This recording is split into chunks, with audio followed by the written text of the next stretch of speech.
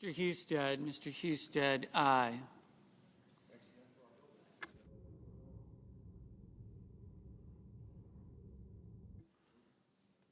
Mr. Whitehouse, no.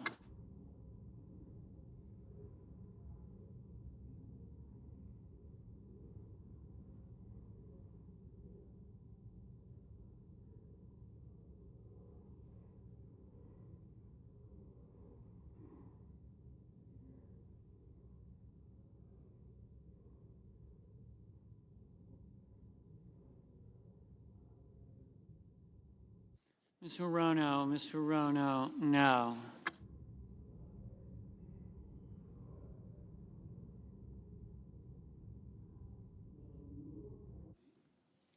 Mr. Mr. Cassidy, aye.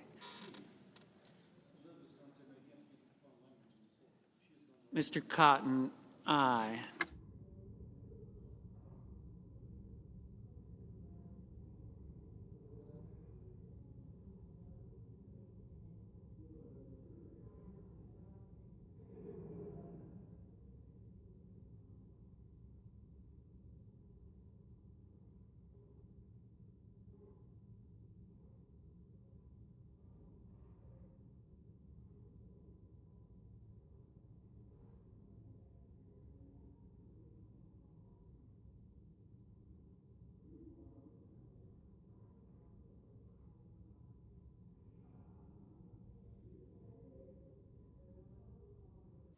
Mr. Kane, no. Ms. Hassan, no.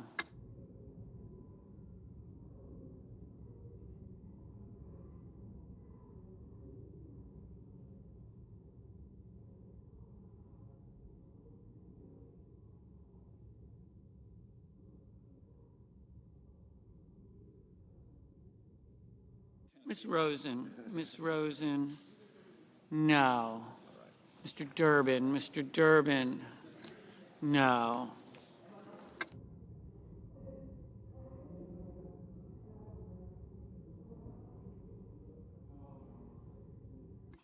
Mr. Barrasso, aye. Mr. Crapo, aye. Mr. Young, aye.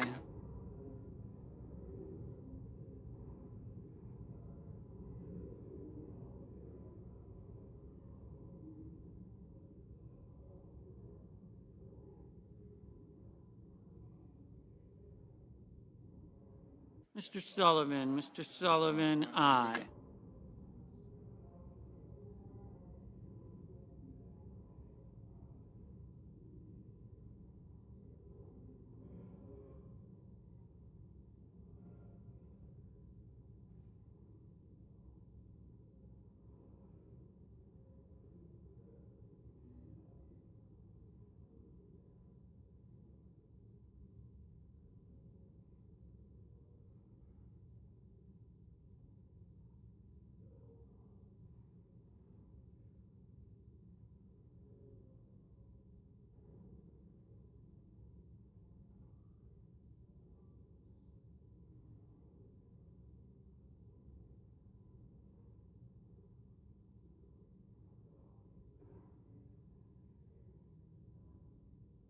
Mr. Warner, no. Mr.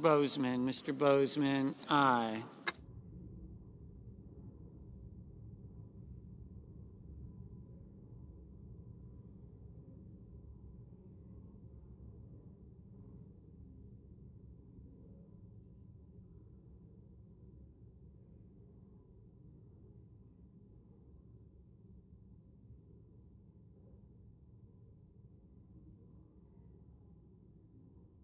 Mr. Lankford, aye.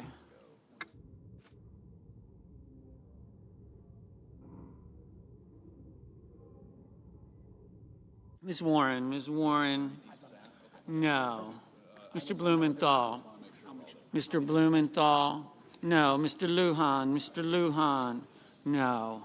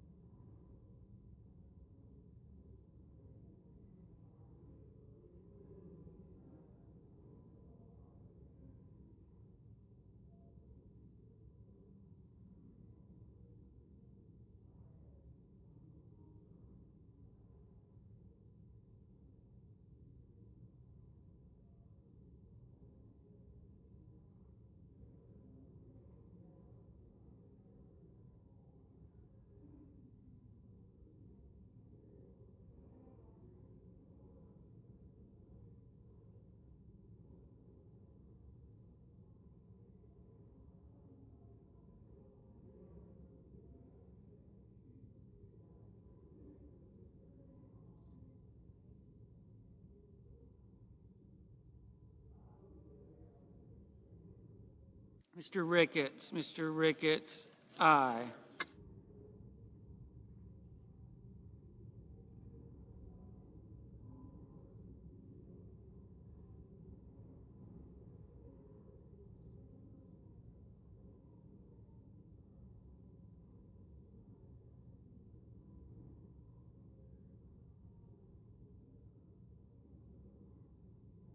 Mr.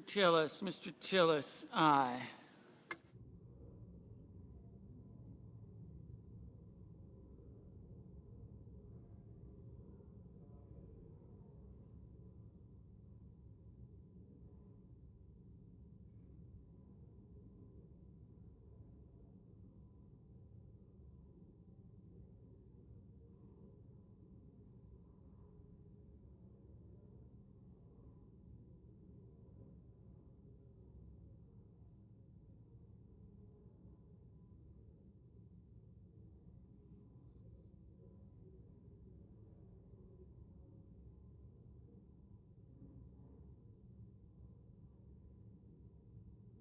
Mr. Lee, aye.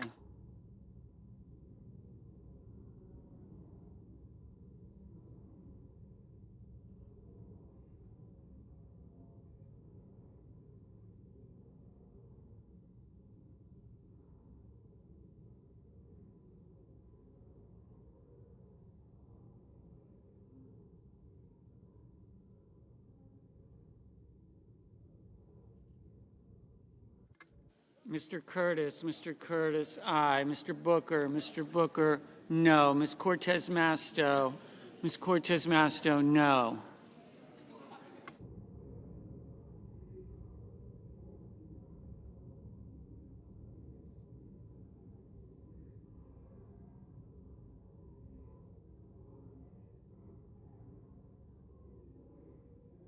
Mr. Schiff, no. Mr. Heinrich,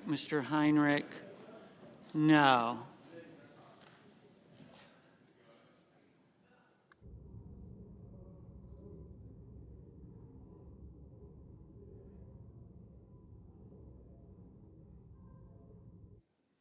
Mrs. Murray,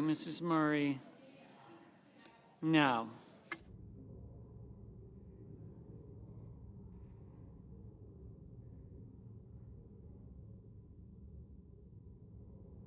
Mr. Ossoff, no.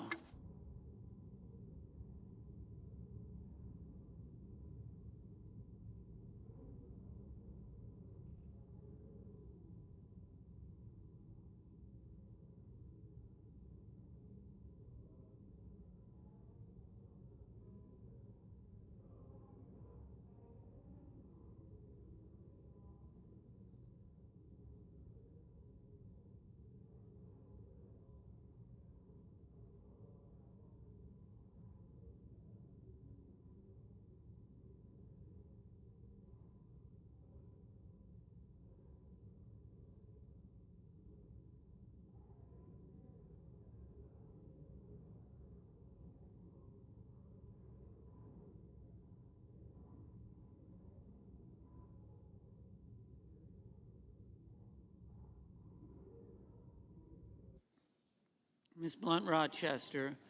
Blunt Rochester, no.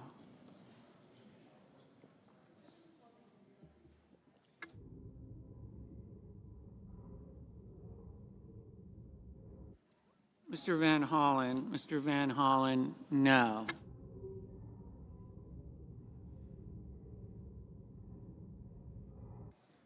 Mr. Kramer, aye.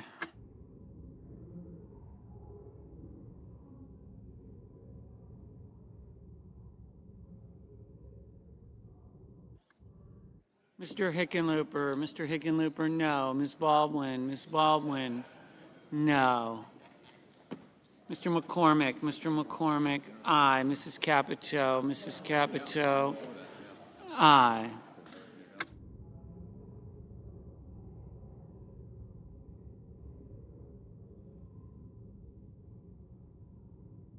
Mr. Gallego, no.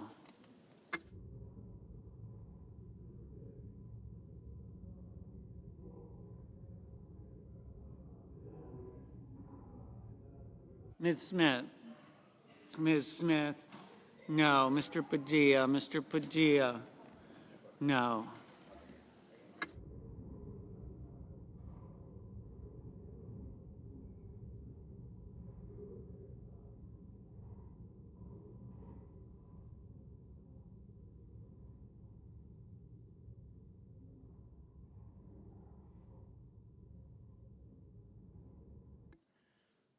Mr. Peters? Mr. Peters? No.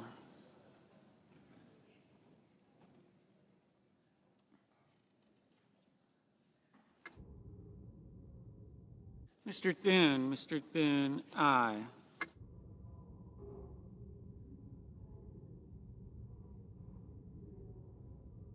Mr. Kim? Mr. Kim? No.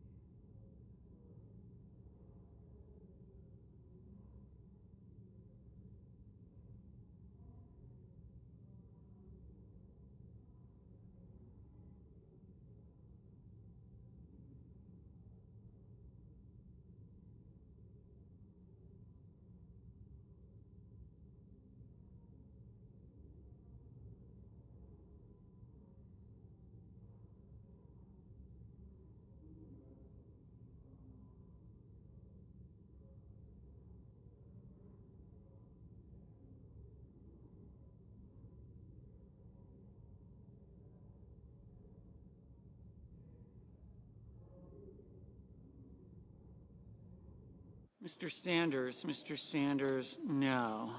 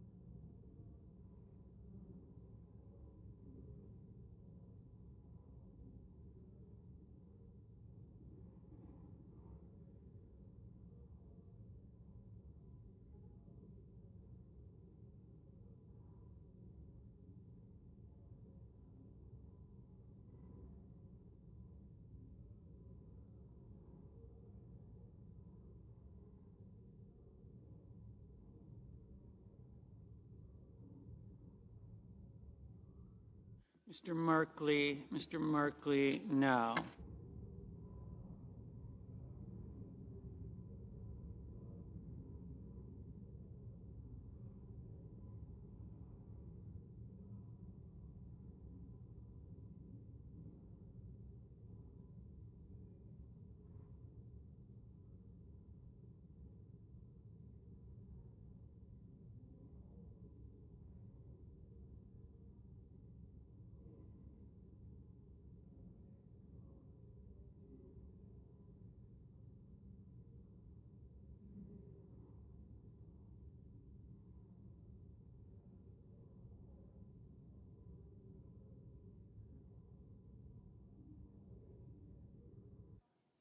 Ms. Cantwell, Ms. Cantwell, no.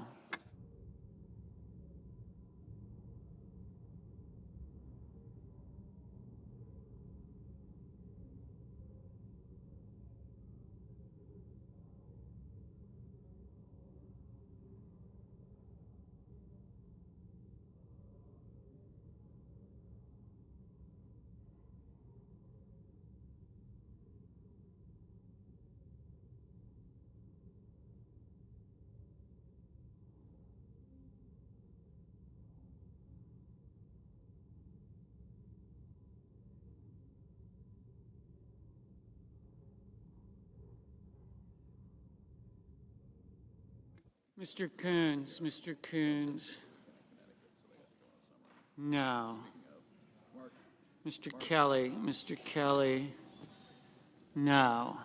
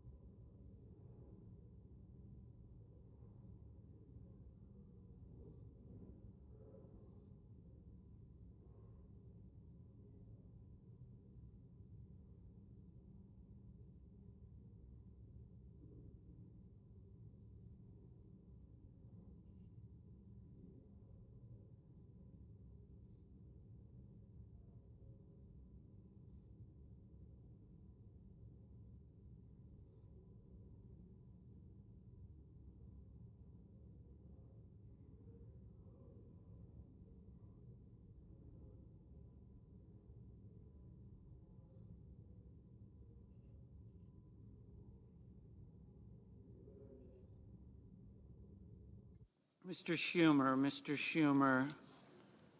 no.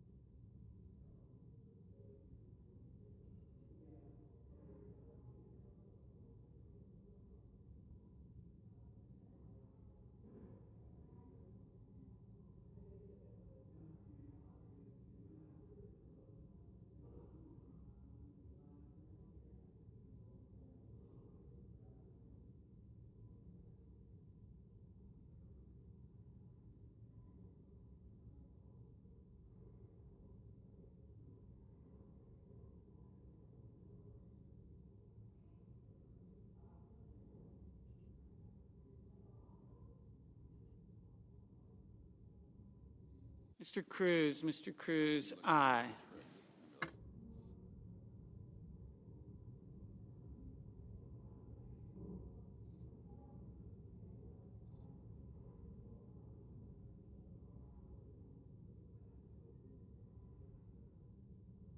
Ms. Klobuchar, no.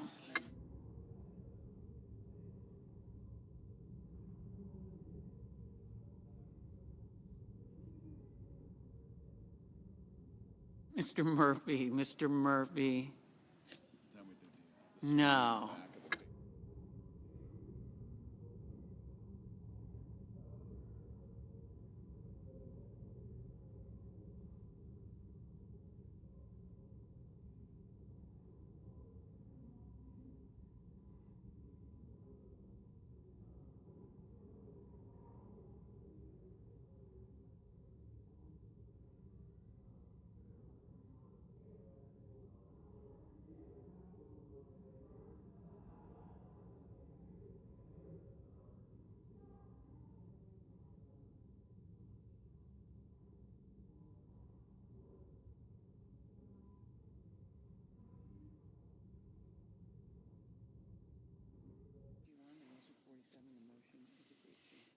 The yeas are 51, the nays are 47. The motion is agreed to. The clerk will report the nomination. Nomination, the judiciary, Joshua D. Dunlap of Maine to be United States Circuit Judge for the First Circuit. President. Senator from Tennessee. Thank you, Mr. President. Month since the Schumer shutdown started, that's really a time where the Democrats decided to just go on strike and filibuster a clean CR. And what has happened is our federal law enforcement is being forced to work without pay. Air traffic control towers are understaffed, flights are delayed, and it has jeopardized nutritional programs for millions of low-income families. And this crisis is something that was entirely, completely unavoidable. Yet the Democrats have voted over and over to keep the government closed, and the reason that they are doing this is the Democrat leader, Chuck Schumer, is holding government hostage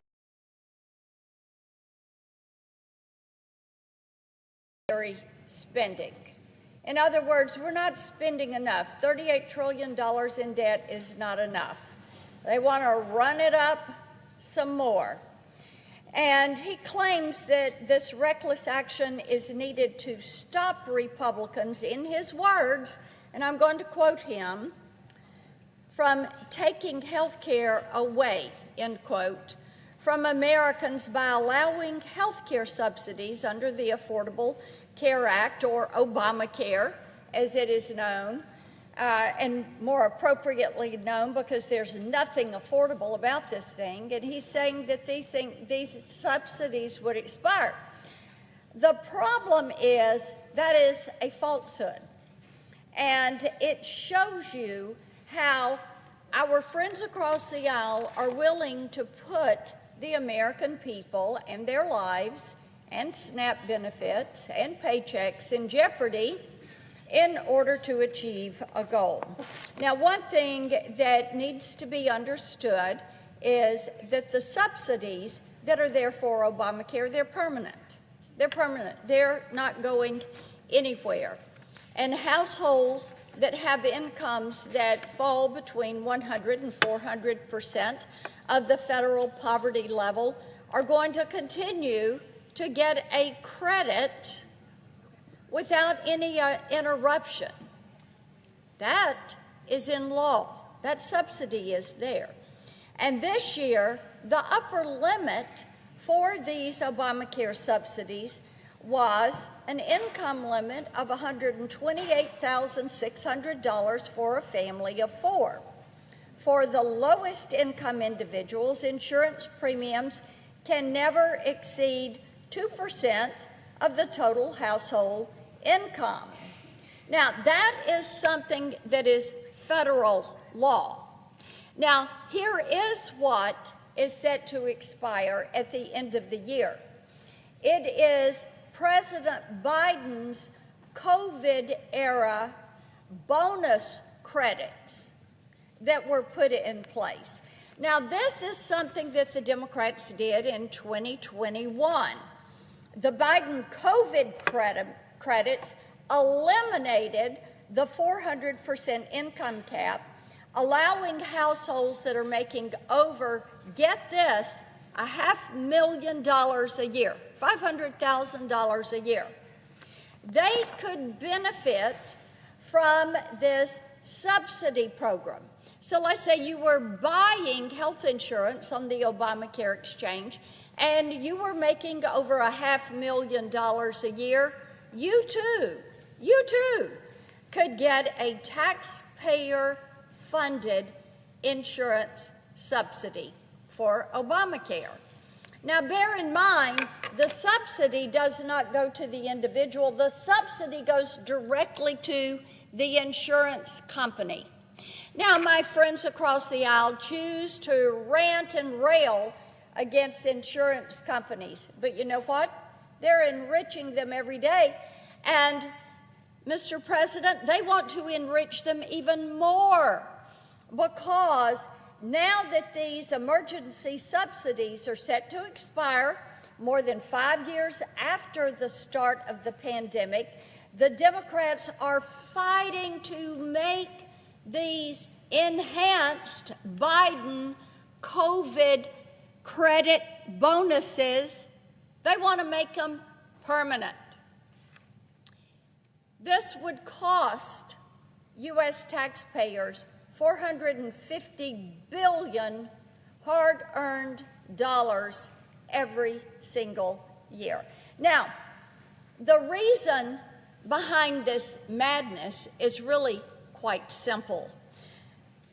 Our friends across the aisle want to bring America one step closer to government-run health care. You know, Mr. President, when we were having all the debates about Obamacare, they kept saying, all right, we'll settle for Obamacare because that's a step toward government-run health care. That's one step toward a single-payer system. That's one step toward socialized medicine.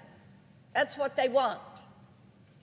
It would be like Medicaid for all or the VA for all. They want control of your doctor, your health insurance, the kind of care you can get, where you're going to get it, when you're going to get it. Think the VA. Think Medicaid, because that is what they want.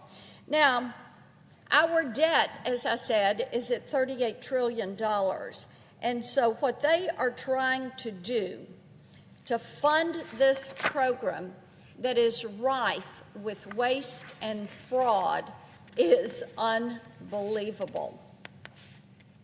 Now, the reality is the lowest cost plan in 2026, the average marketplace premium after tax credits, is projected to be $50 a month, $20 less than the average monthly premium in 2020. But we can't ignore the wasteful spending that exists within Obamacare. According to one estimate, there are 6.4 million people improperly reporting their income to benefit from fully funded plans under Obamacare, thanks to the Biden COVID credits. Remember, I said there are some people, because of the Biden COVID credits, that have $0 premiums. So the estimate is 6.4 million people improperly report their income in order to get that zero premium. And this abuse is costing the taxpayers $27 billion in 2025 alone. That is the cost of this. This is the cost of not verifying. This is the cost of a program that is run amok with waste and abuse. Another peculiar example of wasteful enrollment, close to 12 million enrollees in the program filed no claims last year. In other words, they didn't use the insurance, and that number is triple what the number was from 2021 because the Democrats expanded the option of zero premium plans. Well, among those 12 million, many people don't even know that they have been enrolled in a taxpayer-funded program. And others may have separate health insurance coverage that they have chosen to use, and taxpayers sent money directly to the insurers on their behalf. This is because an insurance agent, as long as he has name, address, and contact info, he can enroll you in this and get that commission. Think about that. You don't even know you're in the program. You've got an insurance agent that has name, address, phone number, contact information, and all of a sudden they have enrolled you. Well, extending these Biden-era enhanced credits, as the Democrats are demanding, would be doing nothing to address the waste, the fraud, and the abuse that is running rampant in this program. And it wouldn't do anything to address the structural flaws that are there in Obamacare that have really sent premiums soaring over the last several years. You know, it's so interesting to me that Obamacare promised that it was going to lower the cost of premiums. It was going to make health care affordable and in reach of everybody in the country. But it turns out it is too expensive. You can't afford it unless you get a subsidy. You can't afford it unless you are getting a $0 premium. That's because the insurance tries to be one size fits all and requires people to pay for things they're never going to use.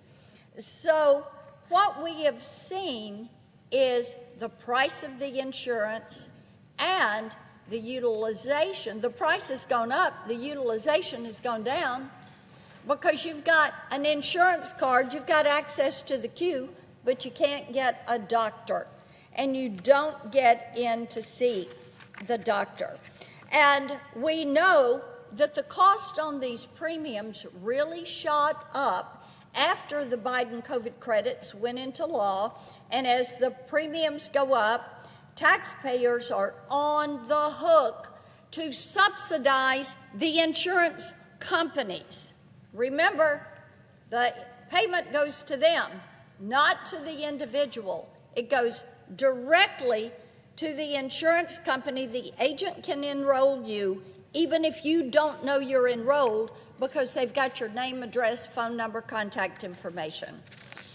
Republicans have already started to address the root causes of this escalation. We've secured measures in the big, beautiful bill that prevent illegal aliens from receiving subsidies under Obamacare.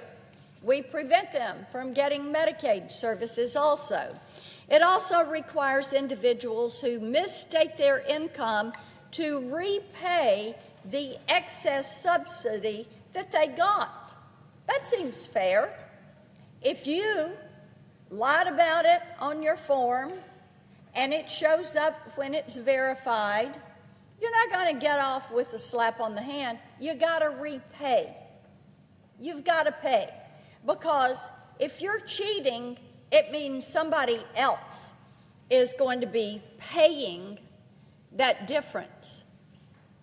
So their immigration status and their residence before enrolling ensures that you're not going to have people abusing the system and ripping off hard-working taxpayers. Now, Mr. President, that is common sense. Our Democrat colleagues should be working with us to implement more integrity measures to ensure that these taxpayer-funded benefits only go to the people who deserve them. Republicans want to tackle the rising premium costs because this is too expensive to afford. They want to drive down the cost of prescription drugs by holding pharmacy benefit managers, PBMs, accountable. We want to streamline the process for prompt payment of claims, put a shot clock on these insurance companies, make certain they're paying your local doctor, and maintain the fiscal solvency of the Medicare program. We want to see health care freedom. People want to make certain that we've got choice and options, that you're not mandated into a program you don't want that covers things you don't need. How about health savings accounts? How about association health plans? How about a cross-state line purchase of health insurance? So when you get a health insurance product you like, you can keep it. When you get a doctor you like, you can keep him. When you get a payment price you like, you can keep that and make it. Well, we would love to be addressing these issues, but our Democrat colleagues have decided they want to keep going with a government shutdown and hold the government hostage so they can appease their left-wing base. It's time for them to end the theatrics and come to the table and get back to work. I yield the floor.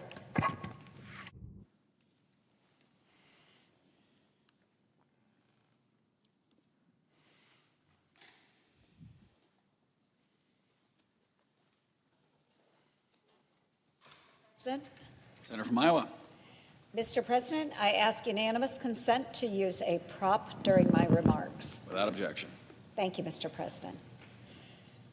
Mr. President, legend has it that the halls of the Capitol are haunted by a demon cat. If you look closely, paw prints left behind by this stray spirit can be spotted outside the entrance of the old Supreme Court chamber. From poltergeists to apparitions of Abraham Lincoln and other dead presidents, Washington has a long history of ghost stories.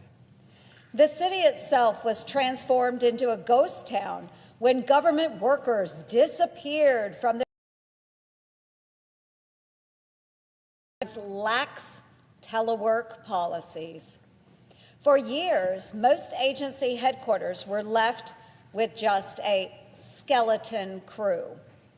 Even after the bureaucrats were called back to work by President Trump, before being furloughed by the government shutdown, the buildings remained largely empty. Thousands of other government buildings are completely vacant. Thousands are uninhabited by a single soul in Washington, D.C. Deserted and left in a state of disrepair for years, many properties have been condemned to a fate worse than death. One was described as a roach-infested mold dungeon.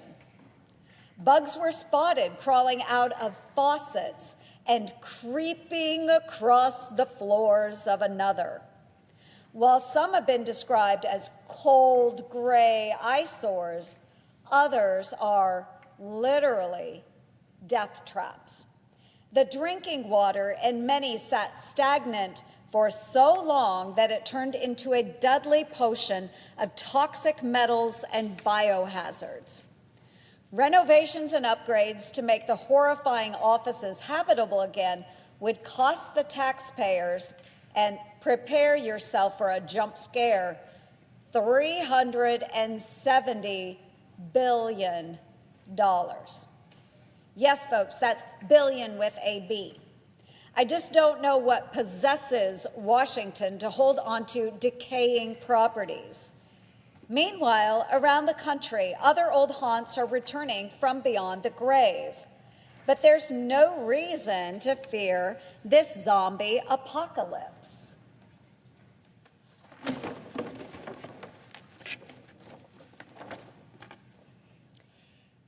It's that time of year when boarded up businesses come back to life as Spirit Halloween stores. It's almost spooky how fast these Halloween stores pop up, transforming the remains of abandoned buildings into a billion-dollar business. Spirit Halloween's successful body-snatching business model scares up a great idea for reviving the government's graveyard of lifeless real estate. Let's sell off these haunted houses to businesses who can breathe new life into them. That trick would be a real treat for the taxpayers because it would both reduce costs and bring in billions of dollars from monstrous sales. It's an idea only a zombie wouldn't like, since it's such a no-brainer. My Disposal Act would fast-track the sale of unused, unneeded, and underutilized government properties. Congress should embrace the Halloween spirit by passing this bill and let the unfurling of Spirit Halloween banners begin. Many of the properties that would be put on the market by my bill are in prime locations, so potential buyers should be prepared to act quickly before these once-in-a-lifetime sales vanish like a ghost. The real monster this bill is designed to slay, however, is one that has been lurking around Washington for way too long: our national debt, which now exceeds $38 trillion. That amount should scare us all into taking action. And with that, Mr. President, I yield the floor.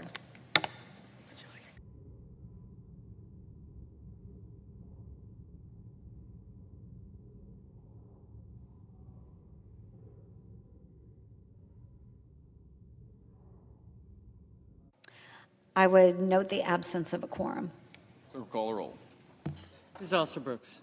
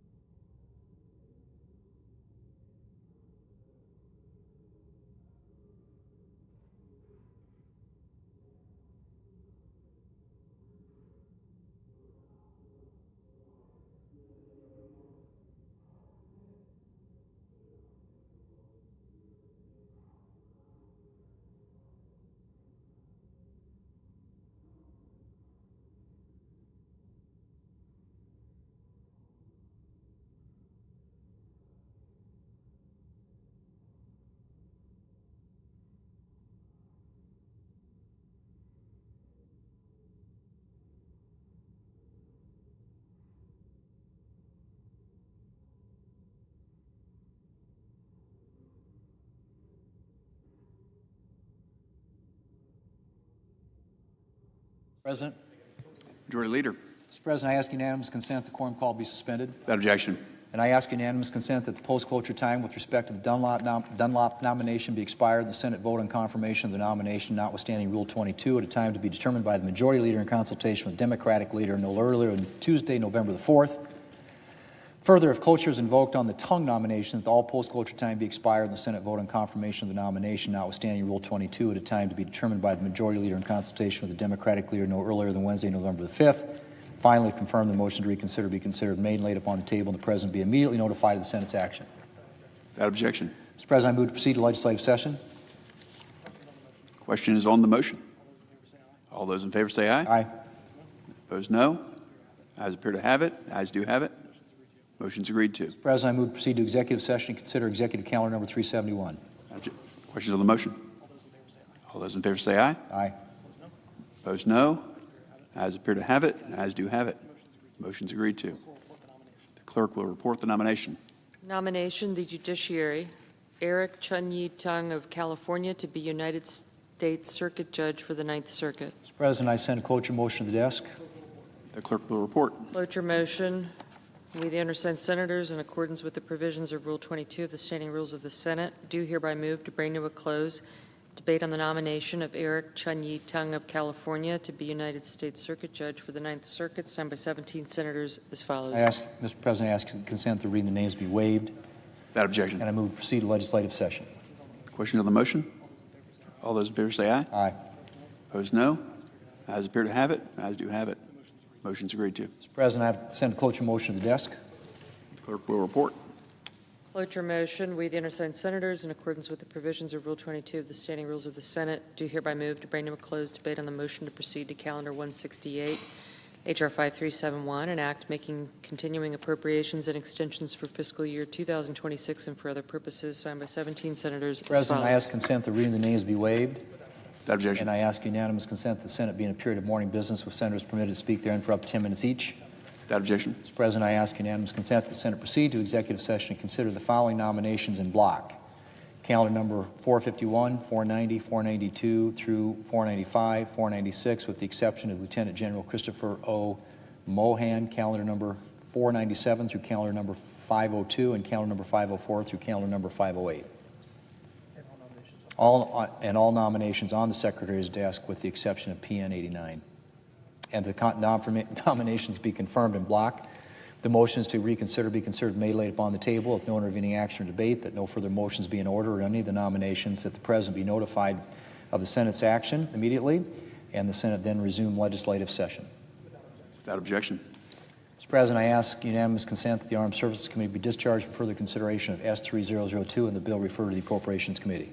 Without objection. Mr. President, I ask unanimous consent that the Senate now proceed to the in-block consideration of the following resolutions, which are at the desk: SRS 478 and SRS 479. Is there an objection to proceeding on block? Without objection, the Senate will proceed on block. Without objection, the Senate will proceed on block. Mr. President, I ask unanimous consent that the resolutions be agreed to, the preambles be agreed to, and the motion to reconsider be considered made and laid upon the table, all in block. Without objection. Mr. President, I have two requests for committees to meet during today's session of the Senate. They have the approval of the majority and minority leaders. Duly noted. Mr. President, I ask unanimous consent that when the Senate completes its business today, it stand adjourned until 3 p.m. on Monday, November the 3rd, that following the prayer and pledge, the general proceedings be approved today, that the morning hour be deemed expired, the time for the 2 leaders be reserved for their use later in the day, and the Senate be in a period of morning business with senators permitted to speak therein for up to 10 minutes each. Finally, that the cloture motion with respect to the tongue nomination ripen at 5:30 p.m. Is there an objection? Is there an objection? Senator from Nevada. Senator from Nevada. Reserving the right to object. This is truly outrageous. After doing absolutely nothing all year to prevent a massive spike in health care costs, Senate Republicans now want to go home for yet another weekend and do nothing, just like the House Republicans have been doing for the past month, while families find out how much their health care costs are going up for the next year. Senate Republicans are just acting as if it's business as usual. Well, I'm here to tell you why it's not business as usual. This Saturday, the day after tomorrow, is November 1st, the beginning of open enrollment for families who buy their health care through the Affordable Care Act marketplace. Many hardworking families rely on the ACA's enhanced premium tax credits just to be able to afford their health care policy. When But unfortunately, they will expire this year and must be extended to keep health care costs from rising for everyone. It's not a handout, not welfare. It's tax cuts that help lower the cost of health care for families in all of our states. And without these, health care costs are going to go up for everyone, and many will be priced out of care. I implore my colleagues on the other side of the aisle to see reason, to understand that this is not a partisan issue. Americans, well, all of us, are one medical diagnosis away from catastrophe. Strokes, cancer, heart attacks, don't care if you're Democrat or Republican. It's why we need to make sure all of our constituents are able to afford a health care policy. It's not unreasonable. But if an appeal to humanity doesn't work, maybe an appeal to your political instincts will. 6 of the 10 states that have the most amount of people receiving the enhanced premium tax credits are states with 2 Republican senators, including Florida, which is at the top of the list, Texas, North Carolina, Tennessee, South Carolina, and Ohio. So this isn't just good policy. It's critical for your own constituents. Isn't that why we were all elected? Not to go have gold-plated dinners at the White House to celebrate not taking action on Americans' health care, protecting Americans' health care. We were elected to help families, to stand up for them and make sure that they could thrive and reach the American dream. It's about damn time we remembered all of that. So no, we should not act like this is business as usual. We should work to find a path forward that protects health care access. And if that means we need to be here all weekend, so be it. And if you disagree, I want you to be on the record saying you want to go home for the weekend right as families are confronted with higher health care costs. And so everybody here knows me. I'm usually pretty mild-mannered. I'm willing to work with anyone. And I remain willing to work with my colleagues on both sides of the aisle to prevent health care costs from going up in the future. But I'm fed up. The dysfunction in this place is going to have real consequences when people lose their health care coverage. And I'm done. I'm just done. We need to figure this out, work in a bipartisan way, not next week, but right now.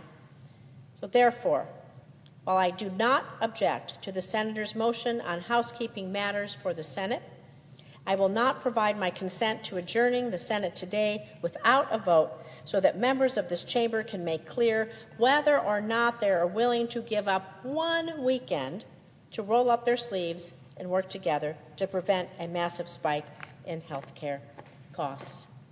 Thank you. Further business to come before the Senate, I move to it. Without objection, so moved. Without objection, so ordered.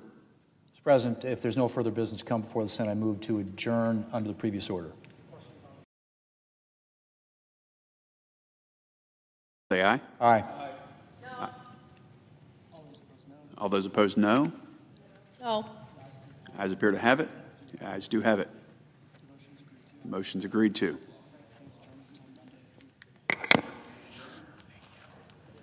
Until 3 p.m. on Monday.